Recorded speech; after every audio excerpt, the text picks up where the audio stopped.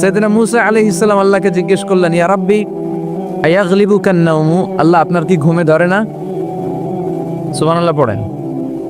আয়াগলিবুকান নাওমু, আপনার কি ঘুমে ধরে না? আপনার উপর কি ঘুম বিজয় লাভ করে না? আমি তো সারাদিন কাজ করার পরে আমার ঘুমে ধরে। আমি সারাদিন রাখালগিরির কাজ করি, ছাগল চড়াই।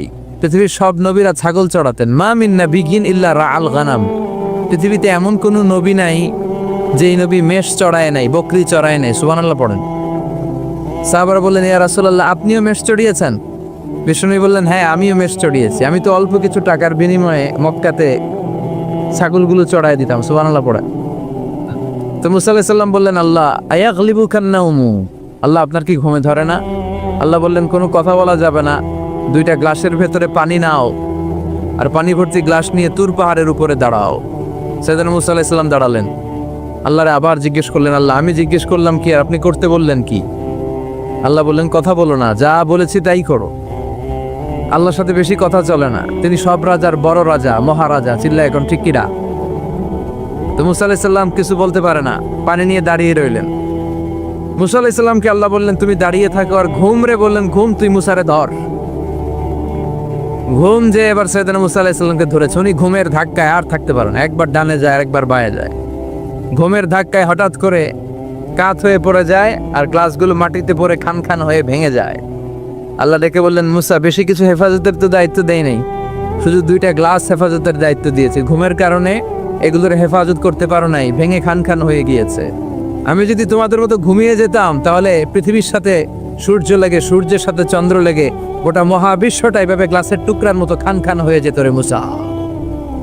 এজন্য লা তাখুযুহু সিনাতু ওয়ালা নাওম, আমার ঘুমেও ধরে না, ঘুমের আগে যে তন্দ্রা আসে ওইটাও ধরে না। Never sleep or slumber overtakes him, আল্লাহর ঘুমও নাই, তন্দ্রাও নাই। সুবহানাল্লাহ পড়েন। এজন্য ওই আল্লাহর জিকির বেশি বেশি করার দরকার আছে না নাই? বিষ্ণু বললেন, আফদালু যিকরি লা ইলাহা ইল্লাল্লাহ। তো এমন আল্লাহর ইবাদত আমরা করি যার ঘুম নাই, যার তন্দ্রা নাই। সুবহানাল্লাহ পড়ে। যার শক্তির সামনে কোনো শক্তি নাই, তিনি যা ইচ্ছা তাই করতে পারেন, ঠিক কি না? ফাআলুল লিমা ইউরিদ, তিনি পাহাড়কে দরিয়া করতে পারেন, দরিয়াকে পাহাড় করতে পারেন, ধনীরে গরিব করতে পারেন, গরিবরে ধনী করতে পারেন, সম্মানিতরে অপমানিত করতে পারেন, অপমানিতরে সম্মানিত করতে পারেন। চিল্লায় বলেন, তিনি কে? তিনি ফাআলুল লিমা ইউরিদ, যা মনে চায় তাই করতে পারেন। ইন্না বাতশা রাব্বিকা লাশাদীদ, আল্লাহ বলেন, আমার পাকড়াও, আমার শাস্তি, আমার পানিশমেন্ট বড় ডেঞ্জারাস, কড়া। আমি আল্লাহ সব সময় ধরি না, ধরলে ছাড়ি না। ধরে ধরে ধরে না, ধরলে আল্লাহ, খেয়াল রাখবেন, আল্লাহ ছাড় দেয় কিন্তু ছেড়ে দেয় না। এটা আমাদের জন্য রিমাইন্ডার। আমরা প্রায় অন্যায় অপরাধ প্রবণতার সাথে এতটাই জড়িয়ে পড়ি, আমরা ভাবি আল্লাহ হয়তো পানিশমেন্ট দিবে না, কিন্তু আল্লাহ ছাড় দিচ্ছে, আল্লাহ ছেড়ে দিবেন না। চিল্লা এখন ঠিক কিনা? ফেরাউনরে আল্লাহ ছাড় দিয়েছে, ছেড়ে দেয় নাই। নমরুদরে ছাড় দিয়েছে, ছেড়ে দেয় নাই। এখনো দেখা যাচ্ছে আল্লাহ অনেককে ছাড় দেয়, কিন্তু আল্লাহ ছেড়ে দেয় না। এজন্য সবসময় ইবাদত করতে হবে একজনের, তিনি কে? প্রশংসা করতে হবে একজনের, তিনি কে? জিকির করতে হবে একজনের, তিনি কে? বিষ্ণু বলতেন, লা ইয়াজালু লিসানুকা রাতবান মিন যিকরিল্লাহ, তোমার জিহ্বাটা যেন সবসময় আল্লাহর জিকিরে, আল্লাহর স্মরণে ভিজে থাকে। আবার বিষ্ণু বলতেন, হাব্বুল কালাম ইলাল্লাহি আরবা, আল্লাহর কাছে সবচাইতে প্রিয় কথা চারটি। কয়টি? সবাই বলেন কয়টি? এক হচ্ছে সুবহানাল্লাহ, দুই হচ্ছে আলহামদুলিল্লাহ, তিন হচ্ছে লা ইলাহা ইল্লাল্লাহ, চার হচ্ছে আল্লাহু আকবার। প্রথমটা কি? দ্বিতীয়টা? তৃতীয়টা? চার নাম্বারটা? আবার আওয়াজ করে সবাই পড়েন, প্রথমটা কি? দ্বিতীয়টা? তৃতীয়টা? চতুর্থটা?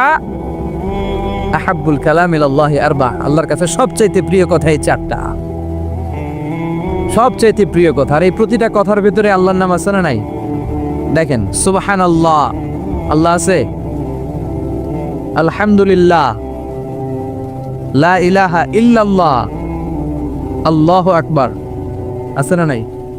তার মানে জিকির করতে হলে ওই জিকিরের মধ্যে নাম থাকতে হবে কার? আল্লাহর নাম ছাড়া এদেশে অনেক জিকির আছে না নাই? লাফালাফি করে হুই হাই, হ্যাঁ, পেকুয়াতে আলহামদুলিল্লাহ এগুলো বোধহয় নাই, কম। হ্যাঁ, জিকির হতে হবে তাদাররুআ ওয়া খুফিয়া, গোপনে, দুনাল জাহরি বিল কওল, চিৎকার চেঁচামেচি করে নয়। এদেশে অনেকে জিকিরও করে আবার বাসার আগায় উঠে যায়, আছে না নাই? আবার জিকির করতে করতে লাফাতে লাফাতে যিনি জিকির করে ওনার কাঁধের উপরে ওঠে, দেখছেন আপনারা? আমি এখন জিকির করাচ্ছি, তাসবিহ পড়াচ্ছি, আপনারা যদি লাফ দিয়ে আমার কাঁধে ওঠেন, আমি যাব কই? আল্লাহ রাসূল সাল্লাল্লাহু আলাইহি ওয়াসাল্লাম সাহাবাদেরকে নিয়ে তাসবিহ পড়ছেন, জিকির করছেন, কোন সাহাবারা লাফাতে লাফাতে খেজুর গাছের আগায়, এরকম পাওয়া যায়? অথবা সাহাবারা আবেগের চোটে লাফাতে লাফাতে আল্লাহ রাসূলের কাঁধের উপর, এরকম হয়েছে কোনোদিন? তাহলে এইরকম সিস্টেমে হুই হাই করে লাফালাফি করে কোনো ধরনের জিকির করা যাবে? জিকির করতে হবে হাতের কড়ায়, গুনে গুনে, ভদ্রভাবে। আব্দুল্লাহ ইবনে আমর ইবনে আস তিনি বর্ণনা করেন, রাআইতু রাসূলুল্লাহ সাল্লাল্লাহু আলাইহি ওয়াসাল্লাম ইয়াকিদু তাসবিহা বিয়ামিনি, আমি আল্লাহ রাসূলকে ডান হাতের গিড়ায় এভাবে আস্তে আস্তে তাসবিহ পড়তে দেখেছি। কোন হাতের গিড়ায়? নাকি বাম হাত? আমরা কোন পন্থী? সব নবীরা কোন পন্থী ছিল? জান্নাতে ঢুকবে কোন পন্থীরা? এজন্য ডানপন্থী হতে রাজি আছেন তো সবাই? ডান হাতের গিরায় তাসবিহ পড়বে, রাজি আছেন? এইভাবে ডান হাতটা উঁচু করেন, এই আঙ্গুলটা এই এখানে ধরে এইভাবে পড়বেন, সুবহানাল্লাহ সুবহানাল্লাহ সুবহানাল্লাহ। এই আঙ্গুলের গিরা কিয়ামতের দিন আপনার পক্ষে সাক্ষী দিবে। আমরা যেন বেশি বেশি আল্লাহর জিকির করতে পারি, আল্লাহ তৌফিক দাও। আমরা যেন আল্লাহর শুকরিয়া বেশি বেশি করতে পারি, আল্লাহ তৌফিক দাও। বিশ্বনবী দোয়া করতেন, আল্লাহুম্মা জাআলনি সাবুরা ওয়া জাআলনি শাকুরা ওয়া জাআলনি ফি আইনি সগীরা ওয়া ফি আ'য়ুনিন নাসি কাবীরা। হে আল্লাহ, আপনি আমারে ধৈর্যশীল বান্দা বানান, আল্লাহ আপনি আমারে শুকরগুজার বানান, আল্লাহ আমার চোখে আপনি আমারে ছোট বানান, মানুষের চোখে আপনি আমারে বড় বানান। আমিন পড়েন। আমরা শুকরগুজার হতে চাই না, আমরা অভিযোগ করি বেশি, কমপ্লেইন, এটা আল্লাহ আমার দিল না, ওইটা দিল না, এরকম অভিযোগ আছে না নাই? যে অবস্থানে আছি এটাতে খুশি না। এজন্য বিশ্বনবী বলতেন, উনজুর ইলা মান হুয়া আসফালা মিনকা, তোমার চেয়ে যে খারাপ অবস্থানে আছে তার দিকে তাকাও, তাহলে তোমার ভালো লাগবে। ওয়ালা তানজুর ইলা মান হুয়া আ'লা মিনকা, তোমার চেয়ে যে ভালো পজিশনে আছে ওর দিকে তাকিও না, যে খারাপ অবস্থানে আছে ওর দিকে তাকাও। তুমি তোমার অবস্থানে থেকে খুশি নাও, কিন্তু অনেকে আছে তোমার অবস্থানে পৌঁছার জন্য সে লড়াই করে যাচ্ছে আর সংগ্রাম চালিয়ে যাচ্ছে। তোমার জায়গাটাতে পৌঁছা, যেই জায়গায় বসে তুমি আল্লাহরে গালি দাও, তোমার ভাল লাগে না, ওই জায়গাটায় আসা বসা অনেকের কাছে স্বপ্ন, অনেকের কাছে স্বপ্ন। শেখ সাদি রাহিমাহুল্লাহ, ওনার একবার আর্থিক দৈন্যতা যাচ্ছিল। ইরানের বিখ্যাত কবি বালাগাল উলা বিকামালিহি এর রচয়িতা, টাকা নাই, পয়সা নাই, পায়ে দেওয়ার মতো জুতা নাই। তো মনে মনে আফসোস, হায়রে আমি এত বড় কবি, আমার পায়ে দেওয়ার মতো জুতা নেই। তো আফসোস করে ঘর থেকে বেরিয়ে দেখে একজন ভিক্ষুক ভিক্ষা করে, তার দুইটা পাই নাই। শেখ সাদির পায়ে জুতা নাই, শেখ সাদির পায়ে কি নাই? আর ভিক্ষুকের কি নাই? পাই নাই। উনি সেজদায় পড়ে গেলেন, আল্লাহরে বললেন, আল্লাহ শুকর, আলহামদুলিল্লাহ, অনেক ভালো আছি, অনেক সুখে আছি। এজন্য আপনার চেয়ে যে খারাপ অবস্থানে আছে ওর দিকে একটু তাকান। ঠিক যে মুহূর্তে আমরা এখন, কি সুন্দর, শীত না গরম না, ওয়েদারটা খুব চমৎকার না? এই পরিবেশে যে মুহূর্তে আমরা কথা শুনছি, ঠিক এই মুহূর্তে হাসপাতালের বেডে শুয়ে অনেকে মৃত্যুর প্রহর গুনছে। অনেকের ক্যান্সার, যার নেই কোনো অ্যান্সার, তার প্রতিটা সেলের ভিতরে জ্বালা, আমি টাকা চাই, পয়সা চাই, কত কিছু চাই, এটা লাগবে, ওইটা লাগবে, এটা চাই, ওইটা চাই। হাসপাতালের ওই ক্যান্সারের রোগীটা কিচ্ছু চায় না, ও শুধু বাঁচতে চায়। ও কি চায়? ও শুধু বাঁচতে চায়। এজন্য চাহিদার কোনো শেষ নাই। আল কানাআতু মিনাল ইসলাম, অল্পে তুষ্ট থাকার নাম ইসলাম। অল্প খাবো, অল্প পড়বো, অল্প জমাবো, অল্পের ভেতরে বরকত দিয়েছে কে? আর সবসময় শুকরিয়া করবো কার? রাজি আছেন তো? আমরা যেন আল্লাহর শুকরগুজার বান্দা হতে পারি, আল্লাহ তুমি তৌফিক দাও। আরো জোরে পড়ি আমিন। রাজাখালী গ্রামের নাম, হ্যাঁ, ইউনিয়ন রাজাখালী, রানীখালী নাই না? বহুমুখী বেসারাতুল উলুম ইসলামিয়া ফাজিল স্নাতক মাদ্রাসার উদ্যোগে 69তম বার্ষিক সভা। ওরে আল্লাহ, অনেক আগের প্রোগ্রাম। আমাদের এখানে অনেকের বয়সই তো 69 হয়নি। কথা বলেন, এই প্রোগ্রামটা কিয়ামত পর্যন্ত এখানে জারি থাক, আমরা চাই কি চাই না? প্রতিষ্ঠাতা মরহুম আলহাজ মোহাম্মদ কবির চৌধুরী, মরহুম আলহাজ আহমদ কবির চৌধুরী, আল্লাহ ওনাদের কবরটারে তুমি জান্নাতের বাগান বানা। বার্ষিক সভা ও পুরস্কার বিতরণী অনুষ্ঠান এগুলো সকালে হয়েছে বোধহয়। সভাপতিত্ব করছেন পীরে কামেল আলহাজ মাওলানা এলাহাবাদ আলব্বি সাহেব। হুজুর আসছে? সাবেক অধ্যক্ষ হুজুর আপনি না? আলহামদুলিল্লাহ, হুজুর চলে আসছে। প্রধান অতিথি জনাব আলহাজ Zafar Alam, BA honours MA, মাননীয় সংসদ সদস্য, সংসদীয় আসন 294, কক্সবাজার 1, চকরিয়া পেকু। আসছিলেন উনি? আচ্ছা। কথা বলেছেন আমার আগে অধ্যাপক মাহমুদুল হাসান, চট্টগ্রাম। কথা বলেছে হযরত মাওলানা হাফেজ আব্দুর রহিম, কক্সবাজার। মাওলানা আলহাজ মামুনুর রশিদ নুরি, শামসুল হক আজিজি, মীর মোহাম্মদ আদম, আরো অনেকে কথা বলেছে। আল্লাহ সবাইকে তুমি কবুল করো। আরো অত্র এলাকার অনেক গণ্যমান্য ব্যক্তিবর্গ আছেন। আমার প্রিয় ভাই, সেই চট্টগ্রাম থেকে এসেছে আমার ইয়াসিন ভাই। তারপরে আছে তানজিমুল উম্মাহ, চট্টগ্রাম শাখার প্রিন্সিপাল। অত্র এলাকার গণ্যমান্য যারা আছেন এবং যারা উপস্থিত হয়েছেন সবাইকে জানাচ্ছি আন্তরিক শুভেচ্ছা এবং অভিনন্দন। আমরা আল্লাহর কাছে কামনা করি, আল্লাহ আমাদের আজকের প্রোগ্রামটা তুমি আমাদের নাজাতের ওসিলা বানাও। এখানে যেমনি আমরা একত্রিত হতে পেরেছি, জান্নাতেও যেন আমরা একসাথে থাকতে পারি, তুমি তৌফিক দাও। আমরা সবাই জান্নাতে যেতে চাই। কোথায় যেতে চাই? চিল্লায় বলেন কোথায়? লা ইয়াস্তাউই আসহাবুন নার ওয়া আসহাবুল জান্নাহ, আসহাবুল জান্নাতি হুমুল ফাইজুন। যারা জান্নাতে যাবে আর যারা জাহান্নামে যাবে তারা কি কখনো সমান হতে পারে? The people of paradise and the people of hellfire, they never be equal ever. The people of paradise and heaven, they gain the ultimate success in life. যারা জান্নাতি তারাই আসল সফলতা অর্জন করেছে, দুনিয়াতেও সফল, আখিরাতেও সফল। চিল্লায় বলেন ঠিক কি না? এখন the decision is yours, সিদ্ধান্ত আর আপনার যে আপনি কই যাবেন, আপনি কই যেতে চান, জান্নাতে না জাহান্নামে। আল্লাহ আমরা যেন জান্নাতে এরকম একত্রিত হতে পারি, তুমি তৌফিক দাও। আমরা যে বইটা থেকে আজকে কিছু সময় কথা শুনবো, আওয়াজ করে বলেন তো বইটার নাম, আরো জোরে বলেন কি নাম। এই বইয়ে কোনো ভুল আছে, সন্দেহ আছে, সংশয় আছে? এই বইয়ের সাথে সম্পর্ক জোরদার করার দরকার আছে না নাই? এই বইটা কিয়ামতের দিন সুপারিশকারী হবে। বিষ্ণু বলেছেন ইকরাউল কোরআন ফাইন্নাহু ইয়াতি ইয়াউমাল কিয়ামাতি শাফিআন লিআসহাবি। বেশি বেশি কোরআনের তেলাওয়াত করো, কারণ এই কোরআন কিয়ামতের দিন তোমাদের জন্য সুপারিশকারী হবে। কোরআন যদি আপনার পক্ষে আল্লাহর কাছে সুপারিশ করে, আল্লাহ এই সুপারিশ ফেলে দিতে পারবে? পররাষ্ট্রমন্ত্রী যদি মাননীয় প্রধানমন্ত্রীর কাছে কোনো বিষয়ে সুপারিশ করে, রেকমেন্ডেশন করে, মাননীয় প্রধানমন্ত্রী এই সুপারিশকে কি রিজেক্ট করতে পারবে? কথা বলেন। এজন্য কোরআনের সুপারিশ আমরা চাই কি চাই না? এটা এমন একটা কিতাব যেই কিতাবে কোনো ভুল নাই। যালিকাল কিতাব লা রাইবা ফি হুদাল লিল মুত্তাকিন। This is the book, the most authentic and original book, reliable book in the world, whereof there is no doubt in it and a guidance to those who are muttaqin. এই বইটা এমন বই যে বইয়ে কোনো ভুল নাই, কোনো সন্দেহ নাই। মুত্তাকিনদের জন্য পথ প্রদর্শনকারী হিসেবে বইটারে নাজিল করেছে কে?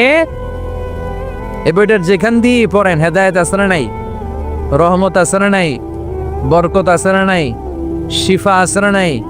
এই কিতাব পড়ে অসুস্থ ব্যক্তির গায়ে ফু দিলে সুস্থ করে কে? তার মানে এর মধ্যে শিফা আছে। সুবহানাল্লাহ পড়েন। সূরাতুল ফাতিহারে বলা হয় সূরাতুশ শিফা। সূরাতুল ফাতিহা পড়ে অসুস্থরে ফু দিলে সুস্থ করে কে? বিশ্বাস হয়? হ্যাঁ না, একটু সন্দেহ লাগে। যদি সন্দেহ থাকে তাহলে ফু দিলে কাজ হবে? আর বিশ্বাস রেখে যদি ফু দেন ভালো করে দিবে কে? এমন এক কিতাব, এই কিতাব পড়লে সওয়াব, এই কিতাব ধরলে সওয়াব, এই কিতাবের জন্য মরলেও সওয়াব। ঠিক কি না? এমন এক কিতাব আল্লাহ দিলেন। এই কিতাবকে আল্লাহ বললেন নূর, আলো। আলোর সাথে তুলনা করেছেন। কিতাবুন আনজালনাহু ইলাইকা লিতুখরিজান নাসা মিনাল যুলুমাতি ইলান নূর।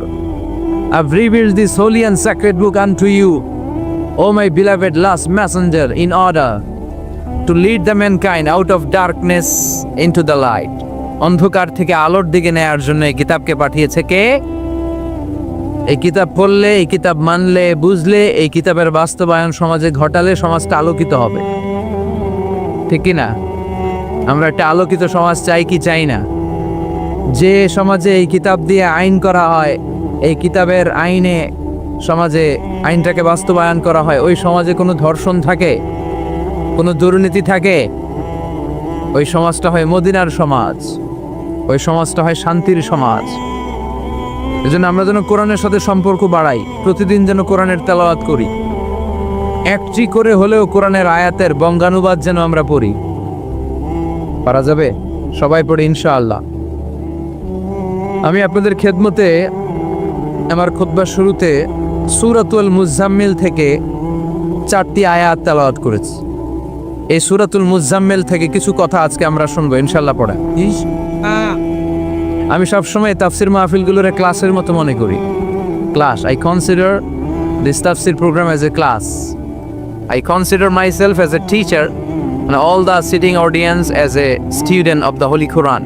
আমি মনে করি যে আমি কোরআনের শিক্ষক, আর যারা শুনছে তারা আমাদের ছাত্র। আমার আগে যিনি এখানে কথা বলছিলেন তিনি ছিলেন আমাদের শিক্ষক। এখন আমি একটু করে বসার সুযোগ পাইছি, আমি হয়ে গেছি শিক্ষক, আর আমরা সবাই কোরআনের ছাত্র। খুশি না বেজার? সূরাতুল মুজাম্মিল এটা কোরআনের 29তম পারার একটা সূরা। কততম পারার? এই সূরার আয়াত সংখ্যা 20। আয়াত সংখ্যা কত? এই সূরাটি মাক্কি সূরা। কি সূরা? আচ্ছা, এবার আমি প্রশ্ন করি, আপনারা উত্তর করেন। সূরাতুল মুজাম্মিল কত পারার সূরা? আয়াত সংখ্যা? সূরাটি মাদানী। হ্যাঁ, মাক্কি সূরা। আলহামদুলিল্লাহ পড়েন। এই সূরাটি আল্লাহ তাআলা বিশ্বনবীর নামে ডেডিকেট করেছেন। কার নামে? বিশ্বনবীর অনেকগুলো সুন্দর সুন্দর নাম আছে, শুধু মুহাম্মদ সাল্লাল্লাহু আলাইহি ওয়াসাল্লাম এটাই ওনার নাম নয়, এটা ছাড়াও ওনার অনেক নাম আছে। ওনার একটা নাম আছে আহমদ। কি নাম? ইয়াতি মিন বাদি ইসমুহু আহমদ। মুহাম্মদ ওনার নাম, আহমদ ওনার নাম, তাহা ওনার নাম, মুজাম্মিল এটা ওনার একটা নাম, মুদ্দাসসির এটা ওনার একটা নাম, আবুল কাসেম এটার ওনার একটা নাম, কুনিয়ার। তো বিশ্বনবীর নামে এই সূরাটাকে ডেডিকেট করেছে কে? বিশ্বনবীকে আল্লাহ তাআলা এই সূরার ভেতরে অনেকগুলো ইনস্ট্রাকশন, গাইডলাইন দিয়েছে, পথ নির্দেশিকা। এগুলো আমাদের জীবনেও কাজে লাগবে, ঠিক কিনা? তো এই আল মুজাম্মিল বিশ্বনবীর নামে ডেডিকেট করা একটি সূরা। আবার এই নামে আমাদেরও অনেকের নাম পাওয়া যায়, আছে না নাই? এখানে মুজাম্মিল ভাই কে কে আছে দেখি? মুজাম্মিল কেউ আছে মুজাম্মিল নামে? আছে তো, মাশাআল্লাহ। আল্লাহ মুজাম্মিল ভাইদেরকেও তুমি কবুল করো। তো এই সূরার একটা কেন্দ্রীয় আলোচক বিষয় আছে, central subject matter, central theme of the সূরা আল মুজাম্মিল। এই পুরো 20টা আয়াতে আল্লাহ কি বুঝাতে চাইলেন আগে সংক্ষেপে এটা আমি বলি। এই পুরো সূরার ভেতরে কেন্দ্রীয় যে আলোচ্য বিষয়টা আল্লাহ আমাদেরকে জানাতে চাইলেন সেটা হচ্ছে আমাদেরকে যে কোনো কাজে নামার আগে নিজেকে প্রস্তুত করে নিতে হবে। বুঝতে পেরেছেন? You have to take huge preparation for a successful mission. আপনি যদি কোনো মিশনে নামতে চান, আপনাকে you have to take preparation, you have to be prepared. নিজেকে প্রস্তুত করে নিতে হবে। বিশ্বনবীকে আল্লাহ তাআলা বড় একটা মিশনে নামাবেন, নবুয়তের মিশন, দাওয়াতি কাজের মিশন, আল্লাহর জমিনে আল্লাহর দ্বীনকে বাস্তবায়নের মিশন, পৃথিবীর বুকে কালিমার পতাকা গেড়ে দেওয়ার মিশন। চিল্লা এখন ঠিক কিনা? তো এত বড় মিশন যে নবী পালন করবে, ওই নবীর প্রিপারেশনের দরকার আছে না নাই? তাহলে এই পুরো সূরার মূল কথা হচ্ছে প্রিপারেশন ফর এ মিশন, মিশনের জন্য প্রস্তুতি গ্রহণ করা। Good preparation is a prerequisite for a successful mission. আপনি যদি একটা মিশনে সফল হতে চান, আপনাকে প্রস্তুতি নিতে হবে। কি নিতে হবে? সবাই ভাবে প্রিপারেশন নিতে হবে। প্রিপারেশন যদি ভালো হয়, কাজের ফলাফল। প্রিপারেশন যদি খারাপ, ফলাফল। পরীক্ষার আগে যদি প্রিপারেশন ভালো হয়, গোল্ডেন এ প্লাসের সম্ভাবনা আছে না নাই? ইলেকশনের আগে যদি ভালো প্রস্তুতি নেয়, জয়লাভ করার সম্ভাবনা আছে না নাই? সব কাজে প্রিপারেশন লাগে। এই যে আমরা প্রতিদিন সালাত পড়ি, নামাজ আদায় করি, প্রস্তুতি লাগে না? কি প্রস্তুতি লাগে? ওযু করা লাগে, ঠিক কিনা? ইয়া আইয়ুহাল্লাযীনা আমানু ইযা কুমতুম ইলাস সালাতি ফাগসিলু ওজুহাকুম ওয়া আইদিয়াকুম ইলাল মারাফিক ওয়ামসাহু বিরুউসিকুম ওয়া আরজুলাকুম ইলাল কা'বাইন। সুবহানাল্লাহ পড়ে। আল্লাহ ডেকে বললেন, গোলাম যখন নামাজে যাবা, নামাজের প্রস্তুতি নাও। কথাটা কার? আগে চেহারা ধৌত করো, হাত দুইটা কনুই পর্যন্ত ধৌত করো, তারপরে মাথা মাসায় করো, তারপরে পা ধৌত করো, তারপরে সালাত কায়েম করতে যাও। তার মানে সালাত একামাতুস সালাত প্রতিষ্ঠার আগে আপনাকে প্রস্তুতি নিতে হবে। নামাজে যাওয়ার আগে ওযু করা লাগবে, ঠিক কিনা? আবার জুমার নামাজে আপনি যাবেন, আগামীকাল জুমাবার না, এই জুমার নামাজে যাওয়ার আগে প্রস্তুতি আছে না নাই? কি প্রস্তুতি আছে? গোসল করা লাগে, ঠিক কিনা? আতর মাখা লাগে, সুন্দর পারফিউম দেয়া লাগে, তারপর জুমার খুতবা শোনার জন্য মসজিদে আগে আগে যাওয়া লাগে, ঠিক কিনা? তার মানে নামাজের আগে প্রস্তুতি লাগে, জুমার সালাতের আগে প্রস্তুতি লাগে, আবার রোজার আগেও প্রস্তুতি আছে না নাই? বিশ্বনবী রমাদান আল মুবারক আসার 2 মাস আগ থেকে প্রস্তুতি নিতেন। বিশ্বনবী দোয়া করতে শুরু করতেন রজব মাস থেকে, আর আল্লাহর কাছে বলতেন, আল্লাহুম্মা বারিক লানা ফি রজব ওয়া শাবান ওয়া বাল্লিগনা রমাদান। রজব শাবানে বরকতে দাও, রমজান মাসে গুনাহ ঝরাও, সপ্তাহ জুড়ে তুমি বরকতে দাও, জুমার দিনেতে গুনাহ ঝরাও, রজব শাবানে বরকতে দাও, রমজান মাসে গুনাহ ঝরাও। চিল্লায় পড়েন আমিন। রমজান আসার 2 মাস আগে বিশ্বনবী রজব মাস থেকে রমজানের প্রস্তুতি নিতেন। আল্লাহু আকবার। আর পড়তেন, আল্লাহুম্মা বারিক লানা ফি রজব ওয়া শাবান। ও আল্লাহ, রজব আর শাবান মাসে আপনি বরকত দেন, ওয়া বাল্লিগনা রমাদান, রমজান মাসে পৌঁছে দেন। এখন যে মাসটা চলতেছে এটা কি মাস? হ্যাঁ, তাহলে রমজানের প্রস্তুতি নেওয়ার দরকার আছে না নাই?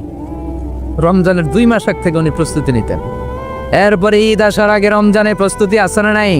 ও মন রমজানের ওই রোজার শেষে এলো খুশিরি, তুই আপনাকে আজ বিলিয়ে দে শোন, আসমানি তাকি তোর সোনা দানা বালা খানা সব রাহে লিল্লা, দে জাকাতে মুর্দা মুসলিমের আজ ভাঙাইতে নি। ঈদ পড়েন, রমজানের ওই রোজার শেষে এলো খুশিরি, তুই পড়বি ঈদের নামাজের মন সেই ঈদ গাহে, যে ময়দানে সব গাজী মুসলিম হয়েছে শাহী, ঈদ রমজানের ওই রোজার শেষে এলো খুশির ঈদ। আলহামদুলিল্লাহ পড়েন। তার মানে নামাজের আগে প্রস্তুতি লাগে, রোজার আগে প্রস্তুতি লাগে, ঈদের আগেও প্রস্তুতি লাগে। এরপরে হজ যদি পালন করতে চান তারও প্রস্তুতির দরকার আছে না নেই? একজন হজ করবে, প্রস্তুতি লাগবে না? কি প্রস্তুতি লাগবে? হ্যাঁ, পাসপোর্ট লাগবে, হজের ভিসা লাগবে, তারপরে রেজিস্ট্রেশন করা লাগবে, আশকোনার হাজি ক্যাম্পে প্রশিক্ষণ নেওয়া লাগবে, রিয়াল কেনা লাগবে, ইজার কেনা লাগবে, রিদা কেনা লাগবে, বেল্ট কেনা লাগবে, হজের নিয়ম কানুন জানা লাগবে, ঠিক কিনা? দেখেন, নামাজের আগে প্রস্তুতি লাগে, রোজার আগে প্রস্তুতি লাগে, হজের আগে প্রস্তুতি লাগে, কিন্তু জাকাতের আগে লাগে না। হ্যাঁ, জাকাতের জন্য 1 বছর আগ থেকে প্রস্তুতি নেওয়া লাগে। আপনি কবে নিসাব পরিমাণ সম্পদের মালিক হলেন ডায়েরিতে নোট রাখার দরকার আছে না নাই? তার মানে নামাজের আগে প্রস্তুতি, রোজার আগে প্রস্তুতি, জাকাতের আগে প্রস্তুতি, হজের আগে প্রস্তুতি। এই সূরার মধ্য দিয়ে রব্বুল আলামিন বিশ্বনবীরে বোঝাতে চাইলেন, ও নবী, বিশাল একটা মিশনে আপনি নামবেন, বিশাল একটা যুদ্ধে আপনি নামবেন, কালেমার বাণীকে দুনিয়ার বুকে প্রচার করার গুরু দায়িত্ব নিয়ে নামবেন। এত বড় দায়িত্ব পালনের আগে আপনার প্রস্তুতি নেওয়ার দরকার আছে না নাই? বিশ্বনবীকে প্রস্তুতি নিতে বললেন। তার মানে এই সূরার কেন্দ্রীয় আলোচ্য বিষয় হচ্ছে, you have to take a very good preparation for a mission. আপনি কোনো কাজে সফল হতে হলে আপনাকে প্রস্তুতি নিতে হবে। ভালো প্রস্তুতি ছাড়া সফল হওয়া যাবে? আবার যুদ্ধের ময়দানেও যখন আমরা যাই, বিশ্বনবী যেতেন, প্রস্তুতি ছিল কি ছিল না?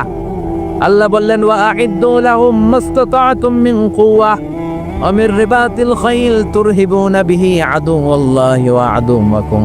আল্লাহ ডেকে বলেন, গোলাম, যুদ্ধের ময়দানে যাওয়ার আগে ভালো করে নিজেদেরকে প্রস্তুত করে নাও। ওয়া আ'ইদ্দু লাহুম মাসতাতা'তুম মিন কুওয়া, তোমাদের শক্তি সামর্থ্য যা আছে সব প্রস্তুত করে রাখো। সবকিছু প্রস্তুত থাকবে মুসলমানদের, মুসলমান থাকবে সদা জাগ্রত, সদা প্রস্তুত। চিল্লায় বলেন ঠিক কি না? প্রস্তুত থাকতে হবে যুদ্ধের জন্য। আমরা যে যোদ্ধা আমরা ভুলেই গেছি, আমরা যে যোদ্ধা জাতি, আমাদের রক্তে যে যুদ্ধের ঘ্রাণ এটা আমরা ভুলেই গেছি। আল্লাহ বললেন ওয়া আ'ইদ্দু লাহুম মাসতাতা'তুম মিন কুওয়া, শক্তি আর রসদ জোগাড় করে রাখো। তুরহিবুনা বিহি আদুওয়াল্লাহি ওয়া আদুওয়াকুম, এই শক্তি আর সম্ভাবনা দিয়ে আল্লাহর দুশমনদেরকে তোমরা ভয় দেখাবা। মির রিবাতিল খাইল, ঘোড় সাওয়ারগুলোকে প্রস্তুত করে রাখো। বর্তমানে তো ঘোড়া টোরা নাই, এখন প্রস্তুত করে রাখতে হবে অ্যাটম বোমা, ঠিক কিনা? এখন রাখতে হবে AK-47, rocket launcher, drone, missile, ballistic ক্ষেপণাস্ত্র, রণতরী, যুদ্ধ জাহাজ, ঠিক কিনা? গোটা বিশ্বের মুসলমানদের একটা সেন্ট্রাল মিলিটারি দরকার। 50টারও বেশি মুসলিম দেশ, আমাদের সেন্ট্রাল কোনো লিডারশিপ নাই, আমাদের কেন্দ্রীয় কোনো মিলিটারি নাই। যদি আমাদের একটা মিলিটারি থাকতো, সিরিয়াতে আক্রমণ হয়েছে আমাদের বিরুদ্ধে, আমাদের মুসলিম মিলিটারি সেখানে প্রতিরোধ গড়ে তুলতো, চিল্লা এখন, ঠিক কিনা? আরাকানে আক্রমণ হয়েছে, মুসলিম মিলিটারি প্রতিরোধ গড়ে তুলবে। ফিলিস্তিনে আক্রমণ হয়েছে, আমাদের মুসলিম মিলিটারি প্রতিরোধ গড়ে তুলবে। কিন্তু আমাদেরকে নেতৃত্ব দেওয়ার মতো কেউ নাই, আমাদের শক্তি সম্ভাবনাকে জোগাড় করে রাখার মতো কেউ নাই। এক রিসেপ তাইয়িব এরদোগান গোটা বিশ্বের যেখানে মুসলমানরা নির্যাতিত ওখানে ছুটে যায়। সে একা কি করবে? এরকম 10টা এরদোগান যদি আমাদের হাতে থাকতো, মুসলমানদের দিকে চোখ রাঙিয়ে কথা বলার সাহস কারো ছিল না, চিল্লা এখন, ঠিক কিনা?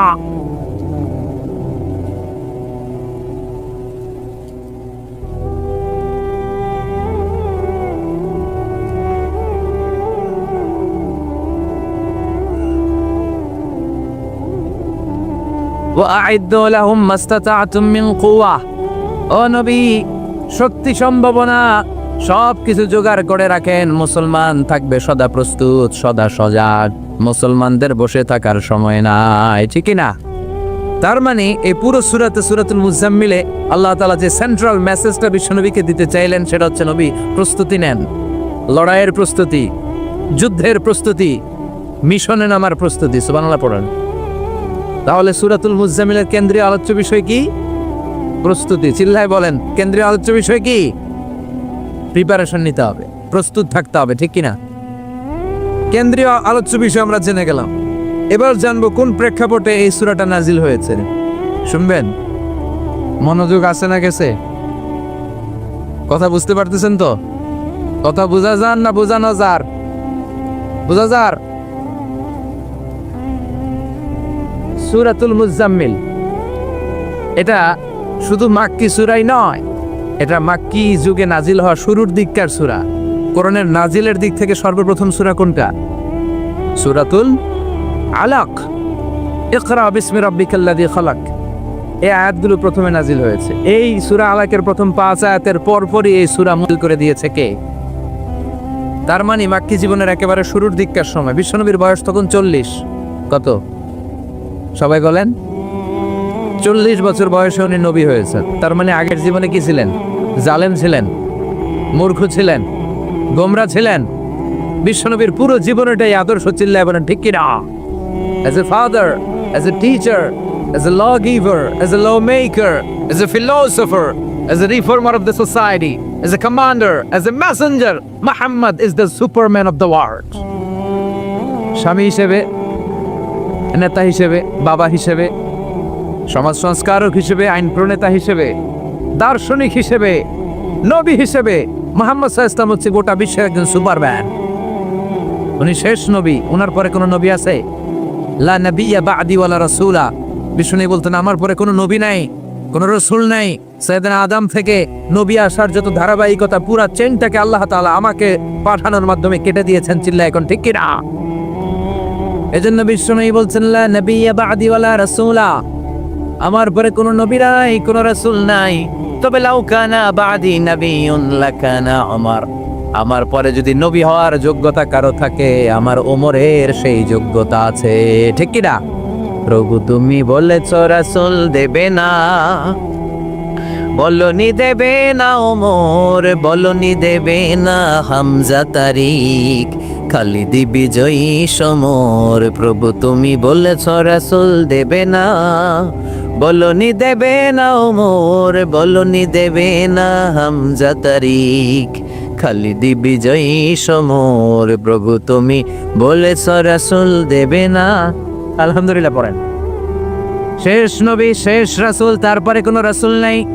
ওনার জীবনটা এমন জীবন, নবুয়তের পরের জীবন যেমনি আমাদের জন্য আদর্শ, নবুয়তের আগের জীবনটাও আদর্শ করে দিয়েছে কে? এই 40 বছরে উনি নবী হয়েছেন, তার আগে উনি ছিলেন শ্রেষ্ঠ মানুষ, as-সাদিক আল-আমিন। জীবনে মিথ্যা বলছে। ওনার ঘোর শত্রুরাও বাড়ি থেকে অনেক দূরে কোথাও বেড়াতে গেলে ওনার বাসায় ডিপোজিট করে যেত, ওনার বাসায় আমানত রেখে যাইতো। সুবহানাল্লাহ পড়েন। পার্টি করে আবু জাহিল্লার পার্টি। পার্টি কোন পার্টি? বিশ্ব নেই বলতেন আবু জাহিল্লার পার্টি করে ওর কাছে ডিপোজিট রাখো। ওরা বলতো না, আবু জাহিল্লার দল করি কিন্তু ওর কাছে আমানত রাখা যাবে না। ওর কাছে যদি টাকার প্যাকেট রেখে যায় তাহলে আমার টাকাও শেষ, টাকার প্যাকেটও শেষ। কথা বলেন। আমানতদারিতা নাই। আমানতদারিতা ছিল বিশ্ব নবীর মাঝে। ওনার জীবনী নিয়ে যদি কথা বলতে কেউ শুরু করে, কোনো কুল কিনারা খুঁজে পায় না। বিয়ন্ডলেস, বাউন্ডলেস, বটমলেস, এটা তলাবিহীন সাগর। বিশ্বনবীর জীবনীটা একটা সাগর, কিন্তু এই সাগরের কি নাই? কথা বলেন। কোনো তবা নাই। এমন নবীকে আমরা পেয়েছি। ওনার আগের জীবনটাও আদর্শ। ছোটবেলা থেকে লাজুক ছিলেন। হালিমাতুস সাদিয়া বিশ্বনবীর দুধমা, উনি বলেন 5 বছর এই কুরাইশি মোহাম্মদকে আমি লালন পালন করেছি। একদিনও ছেলেটারে কাঁদতে দেখি নাই। ক্ষুধা লাগলেও কাঁদে না, ব্যথা পেলেও কাঁদে না। কিন্তু লজ্জাস্থানের জায়গা থেকে এই শিশু মোহাম্মদের কাপড়টা একটু সরে গেলে ছোট্ট মোহাম্মদ চিৎকার দিয়ে ওঠে। কি নবী ছিলেন! 15 বছর বয়সে হালাফুল ফুদুল একটা সংগঠন করেছে। হালাফুল ফুদুল, যেটাকে বাংলায় আমরা বলি হিলফুল ফুজুল। আসলে শব্দটা হালাফুল ফুদুল। হালাফ মানে শপথ, টু টেক এন ওথ, শপথ নেয়া। ফুদুল হচ্ছে ভালো কাজের উপর। উনি হাতে হাত রেখে যুবকদেরকে নিয়ে মক্কা আইন করলেন। মক্কার জমিনে কোনো দুর্বলের উপর, মাজলুমের উপর কোনো জালিমের অত্যাচার চলতে দেয়া যাবে না। মক্কার বুকে কোনো টেন্ডারবাজি চলবে না, চাঁদাবাজি চলবে না, ধর্ষণ চলবে না, ছিনতাই আর রাহাজানি চলবে না। চিল্লা এখন ঠিক কিনা? 15 বছর বয়সে পুরো মক্কা শহর কাঁপায় দিয়েছে। উনি তো ওই নবী, সবসময় ছিলেন অন্যায়ের বিরুদ্ধে কঠোর। ওনার ইমানটা এমন ছিল, প্রয়োজনে জ্বলে উঠতো। চিৎকার করে বলেন ঠিক কিনা? যে ইমানে প্রয়োজনে জ্বলে ওঠে না, যে ইমান সত্য ন্যায়ের কথা বলে না, যে ইমান প্রয়োজনে জ্বলে ওঠে না, যে ইমান সত্য ন্যায়ের কথা বলে না, যে ইমান বাস্তবে নাই, যে ইমান অন্তরে নাই, মুখে শুধু ফাঁকা বলি, কি করে তারে বলো ইমানে বলি। এই কি করে তারে বলো ইমানে বলি, কি করে তারে বলো ইমানে বলি। ঠিক না? ওনার ইমানটা ছিল এমন ইমান, প্রয়োজনে জ্বলে উঠতো ইমানের তেজে। উনি ছিলেন ওই নবী। 40 বছরের আগের জীবনে যেমন, পরের জীবনে তেমন। সুবহানাল্লাহ পড়ে। তো বিশ্বনবী 40 বছর বয়সে ওহী পেলেন। ওনার ওহীর সূচনাটা ছিল আর রুইয়া সালেহা, সত্য স্বপ্ন। বুখারীর প্রথম বাবটা হচ্ছে বাব কাইফা কানা বাদউল ওয়াহি ইলা রাসূলিল্লাহ। আল্লাহ রাসূলের কাছে ওহীর সূত্রপাতটা কেমন হয়েছে শুনবেন। সর্বপ্রথম ছিল স্বপ্ন। উনি রাতে সুন্দর সুন্দর স্বপ্ন দেখতেন। আমরা স্বপ্ন দেখি না? কি স্বপ্ন দেখেন? মারামারি, হরতাল, হ্যাঁ, টাকা। আর কি দেখো তোমরা? জিহাদি। তো বিশ্বনবী স্বপ্ন দেখতেন আর রুইয়া as-সালেহা, সত্য সুন্দর স্বপ্ন। আর রাতের বেলা বিশ্বনবী যাই স্বপ্নে দেখতেন, দিবালোকের আলোর ন্যায় সকালে এটা সুস্পষ্ট হয়ে যেত। চিল্লা এখন সুবহানাল্লাহ। কারণ নবীদের স্বপ্নটা ওহী। নবীদের স্বপ্নটা কি? নবীদের স্বপ্ন যদি ওহী না হতো তাহলে একটা স্বপ্নের উপর ভিত্তি করে সাইয়েদনা ইব্রাহিম আলাইহিস সালাম ছেলের গলায় ছুরি চালাতেন না। এটা ওহী ছিল, এটা আল্লাহর পক্ষ থেকে স্পেশাল অর্ডার ছিল। চিল্লায় বলেন ঠিক কি না? তার মানে বিশ্বনবীর জীবনে প্রথম ওহীর সূত্রপাত হয়েছে স্বপ্ন দিয়ে। তারপরে বিশ্বনবীর কাছে নিঃসঙ্গতা, নির্জনতাকে প্রিয় করে দিল কি? বিশ্বনবীর মানুষের সাথে তখন কথা বলতে ভাল লাগে না, একা একা থাকতে ভাল লাগে, একা একা ইবাদত করতে ভাল লাগে। বিশ্বনবী হেরা পাহাড়ে চলে গেলেন। কোথায়? মক্কা থেকে উত্তর দিকে 634 মিটার উঁচু ওই পাহাড়ে যে তাআব্বুদাল লায়ালি, রাত্রিবেলা তিনি ধ্যান করতেন, মেডিটেশন করতেন, চোখ বন্ধ করে স্রষ্টার অস্তিত্বকে খুঁজতেন। খুঁজতে খুঁজতে খুঁজতে 40 দিন ধ্যান করার পরে 40 দিন আধ্যাত্মিকতার এই চর্চা করার পরে ফাজাহুল হক, সত্য বিশ্বনবীর কাছে এসে ধরা দিল। সাইয়েদনা জিবরাইল চলে আসলেন, এসে বললেন, ইয়া মুহাম্মদ ইকরা, পড়ো। জান্নাতের একটা রেশমি কাপড়ে সূরাতুল আলাকের 5 আয়াত লেখা, রেশমি কাপড়ের ভেতরে ওই রেশমি কাপড়টা ধরে বিশ্বনবীকে বললেন। এই প্রথম বিশ্বনবী সাইয়েদনা জিবরাইলকে দেখলেন আর বললেন, ইয়া মুহাম্মদ ইকরা, পড়ো। বিশ্বনবী বললেন, মা আনা বিকারি, আমি পড়তে পারি না। সুবহানাল্লাহ পড়েন। কারণ বিশ্বনবী ছিলেন না নবী আল উম্মি, নিরক্ষর নবী। ওনার অক্ষর জ্ঞান ছিল না। আলিফ বা তা সা, কোনটারে জিম বলে কোনটারে সদ বলে বিশ্বনবী চিনতেন না, লিখতে জানতেন না। তিনি ছিলেন নিরক্ষর, কিন্তু মূর্খ না। নিরক্ষর এক জিনিস, মূর্খ আরেক জিনিস। অক্ষর জ্ঞান নাই কিন্তু জ্ঞান আছে। কারণ বিশ্বনবী বলতেন, আদ্দাবানি রব্বি ফা আহসানা তা'দীবি, আমি পৃথিবীর কোনো ইউনিভার্সিটি থেকে ডিগ্রি নেয় নাই, কেউ আমারে শিখায় নাই, স্বয়ং আরশের উপর থেকে আমারে শিক্ষা দান করেছে কে? তাই আমার শিক্ষার মতো শিক্ষা পৃথিবীর কারো শিক্ষা হতে পারে। ওয়াহাতুন নিসা সাদকাতিহিন্না নিহলা, সন্তুষ্ট চিত্তে স্ত্রীকে মাহার দাও, সাদকাত দিয়ে দাও। শয়তান এসে এই মাহারকে ডিলিট করে ঢুকাইছে যৌতুক, ঠিক কিনা? একটা বর, মুসলিম বর কেমন করে যৌতুক দাবি করে? একটা কন্যা হচ্ছে বাবার জন্য তার কলিজা। আমার 2 মেয়ে আছে, আমি জানি। তো মেয়েকে দিল মানে তো বাবা তার কলিজাটাই ছিঁড়ে দিল। তো আপনি শ্বশুরের কলিজা নিয়ে আসছেন, আর কি চা? যৌতুক খাওয়া এটা ভয়ঙ্কর ধরনের অপরাধ। যৌতুক খাওয়ার চেয়ে কুকুরের গোশত খাওয়া ভালো। কারণ কুকুরের গোশত খেলে একটা গুনাহ, হারাম খাওয়ার গুনাহ, আর যৌতুক খেলে ডবল গুনাহ। একে তো যৌতুক খাওয়া হারাম, হারাম খাওয়ার গুনাহ। 2 হচ্ছে শ্বশুরের উপর জুলুম করার গুনাহ।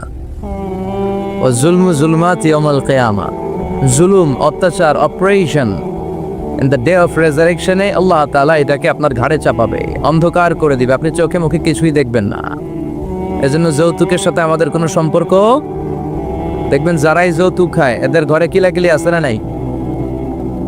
বউয়ের সাথে ভালোবাসাও বিনিময় করতে পারে না, ঠিক কি না? কারণ এখানে একেবারে পিওর ভালোবাসা নাই, এখানে দেয়া নেয়া সম্পর্ক, ঠিক কি না? বউ যদি ধমক মারে চুপ করে বসে থাকা লাগে। কারণ যে ফ্ল্যাটটাতে আছে ফ্ল্যাটটা শ্বশুরের, যে বিছানায় ঘুমায় এটাও শ্বশুরের। ওরা লাথি বাইরে বের করে দিল, ওর মুখ দিয়ে আওয়াজ বেরোবে না, চিল্লা এখন, ঠিক কি ডাং? এজন্য এই যৌতুকের মতো জঘন্য অপরাধকে ঝাড়ু পিটা করে সমাজ থেকে বিদায় করতে হবে। এগুলো যুবকরা পারবে। এদেশের যুবকরা অনেক সম্ভাবনাময়ী। এদেশের যুবকদের মধ্যে আছে প্রাণ ঢালা উচ্ছ্বাস, শক্তি। যুবকদের দেহের রক্ত গরম না? এই গরম রক্তগুলারে ইসলামের কল্যাণে কাজে লাগাতে হবে। আমাদের মুক্তিযুদ্ধে যারা লিড দিয়েছিল তারা কারা? যুবক না? কিছুদিন আগে কোটা আন্দোলন হয়েছে না একটা? লিড দিয়েছে যুবকরা। তারপর নিরাপদ সড়ক চাই, লিড দিয়েছে কারা? বুড়া মুরব্বীরা, যুবকেরা। এজন্য যুবকেরা, তোমাদের ইবাদত আল্লাহর কাছে অনেক প্রিয়, তোমাদের কাজগুলোর দাম আল্লাহর কাছে অনেক বেশি। In the day of judgement, কিয়ামতের দিন আল্লাহ তাআলা 7 শ্রেণীর ব্যক্তিকে তার আরশের নিচে ছায়া দিবে। এর মধ্যে 2টাই হচ্ছে যুবক। একটা হচ্ছে ওই যুবক শাবুন নাশাআ ফি ইবাদাতিল্লাহ, যে যুবক তার যৌবনটাকে আল্লাহর ইবাদতে কাজে লাগায়। যে যুবক তার যৌবন বয়সে পর্নোগ্রাফি দেখে না, হিন্দি সিনেমা দেখে না, দুম্মা চলে দুম দেখে না, তুঝে দেখা তুহে জানা সনম, এগুলো তারা দেখে না, অশ্লীল কোনো কিছুই তারা দেখে না। এই সময়টা তারা আল্লাহর ইবাদত করে কাটায়। আর আরেক শ্রেণীর যুবক, যে যুবককে পাপ কাজের জন্য, পরকীয়ার জন্য অফার করা হয়। সুন্দরী মেয়ে তাকে অফার করে, দেখো আমি সুন্দরী, সুস্নিগ্ধা, অনন্যা, প্রিয়ংবদা, সুহাসিনী, সুকেশিনী, সুভাসিনী, অসূর্যম পর্ষা, মেঘ কালো কেশ, কাজল কালো চুল, হরিণের মতো ডাগর ডাগর আমার 2টি চোখ। কিন্তু যুবক সেদিকে ভ্রুক্ষেপ করে না। ওই যুবক বলে, ইন্নী আখাফুল্লাহ, আমি একজনকে ভয় পাই। তিনি কে? যাদের হৃদয়ে আছে আল্লাহর ভয়, তারা কবু পথ ভুলে যায় না। আল্লাহর প্রেম ছাড়া এই দুনিয়ায় কারো কাছে কোনো কিছু চায় না। রাতের আধারে যারা সেজদাতের হয়, দু চোখের শ্রুতে নদী যেন বয়। ছলনার হাতছানি যতই আসুক, পেছনে ফিরেও সে তাকায় না। যাদের হৃদয়ে আছে আল্লাহর ভয়, তারা কবু পথ ভুলে যায় না। আল্লাহর প্রেম ছাড়া এই দুনিয়ায় কারো কাছে কোনো কিছু চাই না, কারো কাছে কোনো কিছু চাই না। ঠিক কিনা? এই যুবকদের হৃদয়ে ভয় থাকে কারো কাছে তাদের চাওয়া পাওয়ার কিছু নাই। কিন্তু আমার দেশের এই দামাল ছেলেগুলোর চরিত্র ধ্বংস করে দেওয়ার জন্য যা যা দরকার তার সব উপাদান বাংলাদেশে আছে না নাই? এক নম্বরে পর্নোগ্রাফি আছে না? স্মার্টফোনগুলোর ভেতরে ইন্ডিয়ান নায়িকাদের কোমর দুলানোর ডান্স আছে না নাই? রূপবানে নাচে কোমর দুলাইয়া, ফেরেশতারা বলবে তোগরে পিডামো আমরা জুলাইয়া। তো যুবক ভাইয়েরা, এগুলো দেখবা না। তোমার চোখের হেফাজত করতে হবে, তোমাকে অনেক দূর যেতে হবে। তোমাকেই খুঁজছে বাংলাদেশ। তুমি যদি ভালো থাকো ভালো থাকবে আমার বাংলাদেশ। তুমি যদি ইসলামের পক্ষে থাকো ভালো থাকবে আমার 56,000 বর্গ মাইল। তুমি যদি কোরআনের পক্ষে থাকো ভালো থাকবে আমার লাল সবুজের পতাকা। এজন্য যুবকদেরকে ইসলামের পক্ষে থাকতে হবে। এই পর্নোগ্রাফির সাথে আমাদের কোনো সম্পর্ক। আজকের এই মাহফিল থেকে আমরা ওয়াদা করব, যার মোবাইলে যা আছে সব ডিলিট করা যাবে না ইনশাআল্লাহ। আগে যা করছি সামনে থেকে আর দেখা যাবে না। এই পর্নোগ্রাফি আমার যুবক ছেলেদেরকে শেষ করে দিয়েছে। এরপরে আরেকটা বড় সমস্যা হচ্ছে মাদকের সমস্যা। ইয়াবা, গাঁজা, ফেন্সিডিল, মারিজুয়ানা, এগুলো নোয়াখালীতে নাই। এই ইয়াবা আগে ছিল ইউনিভার্সিটি লেভেলে ছেলেরা খেত, তারপরে নামলো কলেজে, এখন এটা প্রাইমারি স্কুলের ছেলেদের হাতেও পৌঁছে গিয়েছে। ভয়ঙ্কর অবস্থা। প্রশাসনের ভাই যারা আছেন, জনপ্রতিনিধি যারা আছেন, আপনাদেরকে আরো শক্ত হতে হবে। ওদের ঘাঁটি ভেঙে চুরমার করে দিতে হবে। কোনো ইয়াবার ব্যবসা বাংলার জমিনে চলতে পারবে না। জোরে বলো ঠিক কিনা? দরকার শুধু একটা শক্ত সিদ্ধান্ত। The choice is yours. আপনারাই পারেন। যারা চেয়ারম্যান, ওনাদের অনেক দায়িত্ব। পুরো এলাকাটা আমার চেয়ারম্যান ভাইয়ের হাতে আমানত, ঠিক কিনা? যিনি ইমাম, মসজিদের সব দায়িত্ব ইমাম সাহেবের কাছে আমানত। যিনি মেম্বার অফ দ্য পার্লামেন্ট, ওনার দায়িত্ব আরো বেড়ে যায়। তার পুরো নির্বাচনী এলাকাটা তার কাঁধের উপরে আমানত। যারা মন্ত্রী, পুরো মন্ত্রণালয়ের কাজবাজ তার হাতে আমানত। যিনি এই 17 কোটি মানুষের প্রধানমন্ত্রী, তার কাছে পুরো বাংলাদেশটা আমানত। এজন্য যুবকদেরকে এই মাদকের সাথে যাতে পরিচয় না ঘটে, এরকম একটা পরিবেশ বাংলাদেশে করতে হবে। তো এক নম্বরে এই মাদকের কারণে ছেলেরা নষ্ট হয়, এরপরে পর্নো ভিডিওর কারণে নষ্ট হয়, এরপরে নোংরা ছাত্র রাজনীতি আছে না নাই? তাদেরকে দিয়ে মারামারি, কাটাকাটি, এগুলোর মতো কাজে লিপ্ত করানো হয়। এটা ঠিক না। যুবকদেরকে পজিটিভ পলিটিক্স শেখানো উচিত। এদেশে পজিটিভ পলিটিক্সের একটা ট্রেন্ড চালু করা দরকার, যেখানে মারামারি, কাটাকাটি থাকবে না। মেধার ভিত্তিতে ক্যাডার নিয়োগ হবে, ঠিক কিনা? ছাত্র দলের নেতা হতে হবে ডক্টরেট করা, ছাত্রলীগের নেতা হতে হবে ডক্টরেট করা। যত ছাত্র রাজনীতির বড় বড় নেতারা আছে, এরা শিক্ষিত হতে হবে, কারণ তারা আমাদেরকে পথ দেখাবে। তারা সামনে হাঁটবে, আমরা পেছনে পেছনে হাঁটবো, ঠিক কিনা? তো এই জাতীয় যে ইনকনসিস্টেন্সি আছে, এগুলো থেকে আল্লাহ আমার দেশকে তুমি হেফাজত করো। আমাদের জনপ্রতিনিধি ভাইরা যারা আছেন, ওনারা চাইলেই পারে, আমরা তাদের জন্য দোয়া করি। তারা যেন সত্যিকার অর্থে একটা সুজলা, সুফলা, শস্য শ্যামলা ডিজিটাল বাংলাদেশ আমাদেরকে উপহার দেয়। তাদের জন্য দোয়া আছে না নাই? যারা দেহের তাজা প্রাণ বিলিয়ে দিয়ে আমাদের জন্য বাংলা ভাষাটারে রেখে গেল, এই ভাষা শহীদদের জন্য আমাদের দোয়া আছে না নাই? যারা 71 সালে মুক্তিযুদ্ধ করে দেশটারে স্বাধীন করলে মুক্তিযোদ্ধা ভাইদের জন্য দোয়া আছে না নাই? যারাই এই দেশের জন্য কন্ট্রিবিউট করেছে, তাদের সবার জন্য আমাদের পক্ষ থেকে দোয়া। আর যারাই দেশের শত্রু, যারাই দেশের বিপক্ষে, আমরাও তাদের বিপক্ষে, যেরকম, ঠিক কিনা? এজন্য যুবক ভাইয়েরা, তোমাদেরকে জ্বলে উঠতে হবে আপন শক্তিতে। ঠিক কিনা? রবির স্লোগান, জ্বলে ওঠো। মুমিনের ইমান হতে হবে এমন ইমান যেটা জ্বলে ওঠে, তাহলে বোঝা যাবে ওটা আসল ইমান, ঠিক কিনা? কি করে তারে বলো ইমানে বলি, কি করে তারে বলো ইমানে বলি, ঠিক কিনা? যে ইমান ইমানে বলে নাস্তিকতার মঞ্চে ওঠে, এরকম আছে না নাই? অনেক ওলামায়ে কেরাম দাওয়াত করেছেন। আজকের প্রোগ্রামের সভাপতি হচ্ছেন আমার ভাই, খুব সম্ভব, কি নাম যেন আপনার? আবেদ সাইফুল কালাম। আবেদ সাইফুল কালাম, অত্র এলাকার চেয়ারম্যান। আল্লাহ আমাদের সভাপতিকে তুমি কবুল করো, পাশাপাশি আরো যাদের মাথায় টুপি পরিয়ে দিলাম তাদেরকেও কবুল করো। চমৎকার এক দৃশ্যের অবতারণা ঘটিয়েছে আজকের ইন্তেজামিয়া কমিটি। এরকম আমার এক্সপিরিয়েন্স নাই আর কি, যারা অতিথি তাদেরকে টুপি পরিয়ে বরণ করা। আল্লাহ ভাইদেরকে তুমি ইসলামের জন্য কবুল কর, তারা যেন আমরণ দেশের দশের ইসলামের খেদমত করতে পারে, তুমি তৌফিক দাও। অনেক আলোচক আপনারা দাওয়াত করেছেন, আলহামদুলিল্লাহ। যারাই এখানে কথা বলেছে নিঃসন্দেহে কোরআন থেকে বলেছে, কারণ আমাদের তাফসিরুল কোরআনের মাহফিলের সিলেবাস একটা, এটার বাইরে থেকে আমাদের কথা বলার সুযোগ আছে? আমরা যদি এখানে ত্রিপিটক থেকে কথা বলি, গীতা বাইবেল থেকে কথা বলি, রামায়ণ মহাভারত থেকে কথা বলি, আপনারা কেউ শুনবেন? আপনারা বলবেন যে হুজুর এই বইটা থেকে কথা বলে। আমাদের সিলেবাস হচ্ছে কোরআন। চিৎকার করে বলতে হবে, আমাদের সিলেবাস কি? কোরআন। এই কোরআন দিয়ে দেশের সব আইনগুলো হোক, আমরা চাই কি চাই না? এই কোরআনটা সংসদ ভবনে থাক, চাই কি চাই না?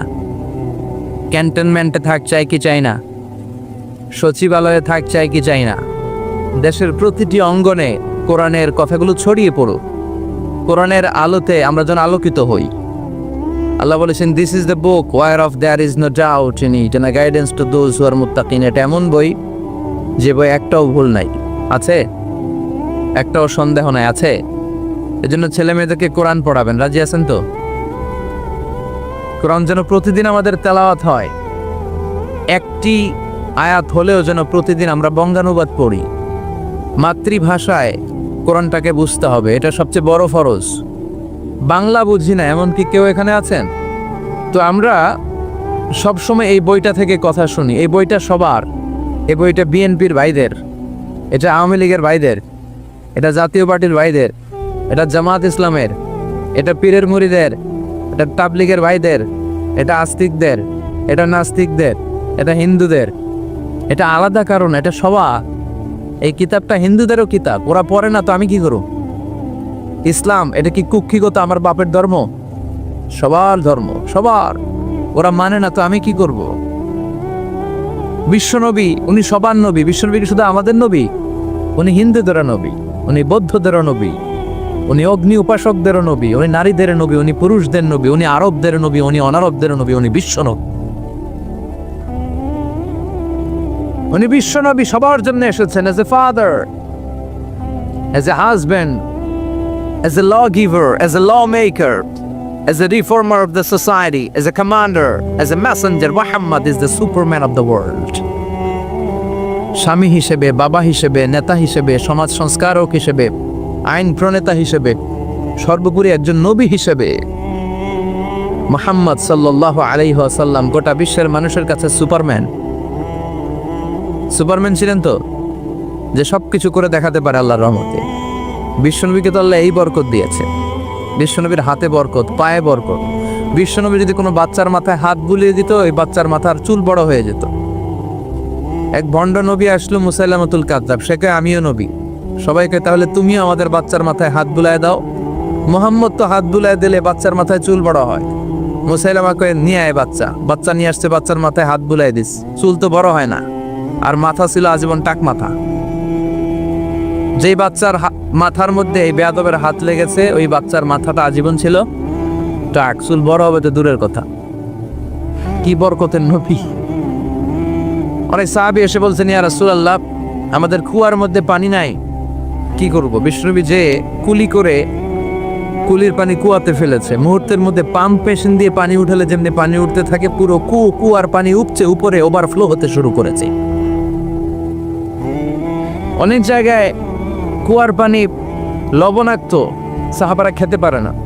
ইয়া রাসূলুল্লাহ, আমাদের কুয়ার পানি লবণাক্ত। বিশ্বনবী ওযু করে আবার কুলির পানি ছাড়লেন। মুহূর্তের মধ্যে লবণাক্ত কুয়ার পানি মিঠা পানিতে পরিণত হলো। যেখানেই হাত দিয়েছেন ওখানেই বরকত আছে না নাই? এজন্য বিশ্বনবীর সুন্নাহ আছে, যেখানে আমরা আছি